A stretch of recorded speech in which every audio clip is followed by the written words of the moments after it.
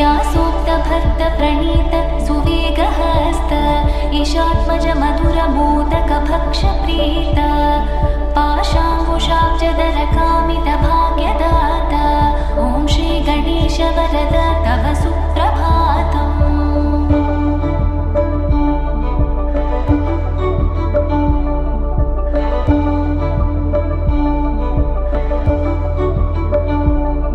सिन्दूरवर्ण गजकर्ण दया प्रपूर्ण बालेन्दु पाल्गुणशील शीतलिपाल हे व्यालसूत्र शुभनेत्र पवित्र गात्र ॐ श्री गणेश वरद तव सुप्रभातम्।